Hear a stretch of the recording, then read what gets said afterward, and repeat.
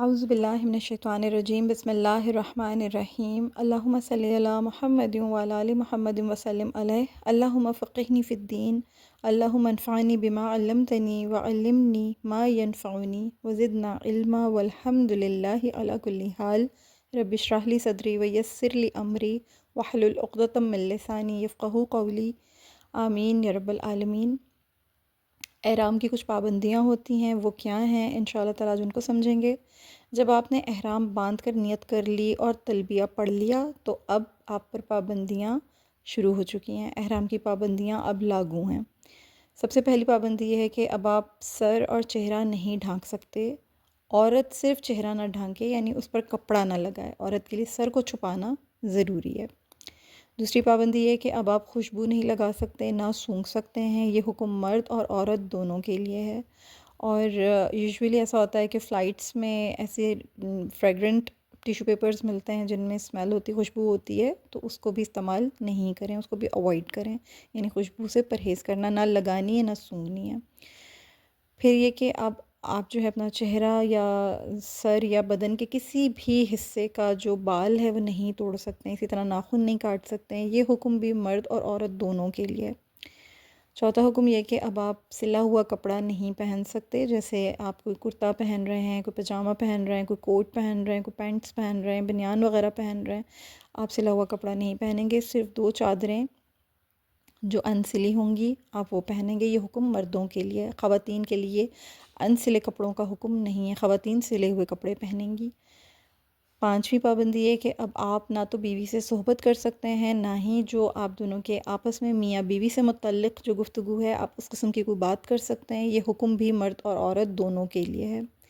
چھٹی پابندی یہ ہے کہ اسی طرح آپ مرد حضرات ایسا جوتا پہنیں گے جو کھلا ہوا ہو، یعنی کہ کوئی سلیپر جیسی چپل پہنیں گے جس سے پاؤں کی جو ابھری ہوئی ہڈی ہے وہ کھلی رہے، یعنی وہ ایسا جوتا نہیں پہنیں گے جس سے پاؤں کی جو ابھری ہوئی ہے وہ ہڈی ہے وہ ڈھک جائے، اس کو ڈھانکنا نہیں ہے، اس کو کھلا رکھنا ہے، ٹھیک ہے؟ تو کوئی سلیپر یا کوئی ایسی آپ نے چپل پہننی ہے جس سے آپ کی پاؤں کی ابھری ہوئی ہڈی جو ہے وہ ڈھکے نہیں، وہ نظر آئے، اور یہ حکم بھی مردوں کے لیے۔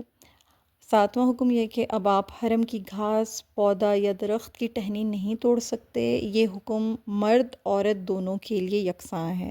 آٹھواں حکم یہ ہے کہ آپ حرم میں کسی بھی جانور کا شکار یا شکار کی طرف اشارہ نہیں کر سکتے، یہاں تک کہ اپنے بدن یا سر کی کوئی جوں بھی نہیں مار سکتے ہیں۔ ہاں اگر کسی کے سر میں ہو یا کسی کے جسم پر ہو اس طرح کی کوئی چیز تو وہ اس کو زمین پہ چھوڑ سکتا ہے، لیکن وہ اس کو مار نہیں سکتا۔ یہ بھی مردوں عورتوں دونوں کے لیے یکساں ہیں، گویا 8 پابندیاں مردوں پر ہیں اور 6 پابندیاں عورتوں پر ہیں، لہٰذا احرام کی حالت میں ان پابندیوں کا پورا خیال رکھیں اور احرام کی حالت میں اپنے آپ کو عبادت، نیکیوں اور اچھی عادتوں کا پابند بنائیں۔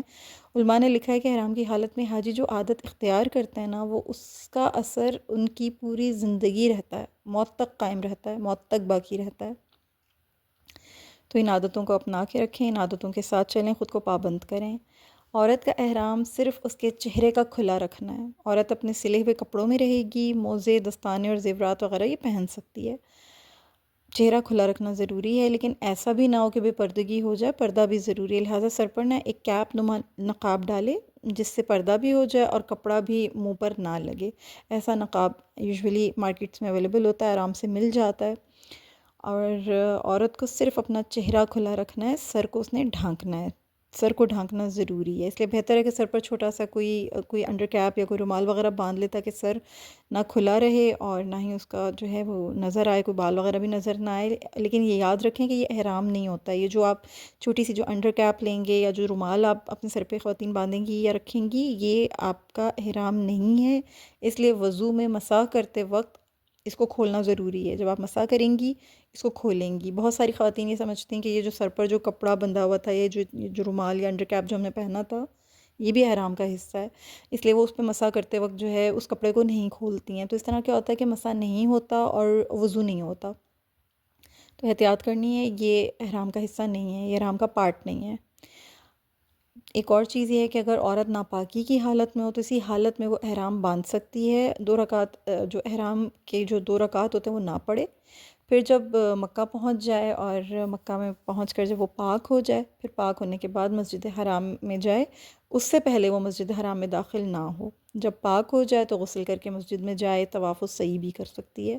بچے کا احرام کیا ہوتا ہے کہ بہت سارے لوگ چھوٹے بچوں کو بھی حج میں لے جاتے ہیں، تو جو نابالغ بچہ ہے اگر ہوشیار ہے، سمجھدار ہے، خود احرام باندھنے کے قابل ہے تو تمام ارکان و افعال کی بالغ کی طرح ادائیگی کرے گا۔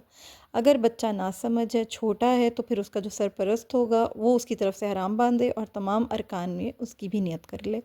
ٹھیک ہے، تو یہ طریقہ کار ہے۔ یہ تمام چیزیں جو ہیں یہ عورت کا احرام اور مردوں کا احرام اور جو ان کی پابندیاں ہیں، یہ تمام چیزیں اس میں داخل ہیں۔ اللہ تعالیٰ سمجھنے کی توفیق عطا فرمائے۔ وآخر الدعوانا ان الحمد للہ رب العالمین۔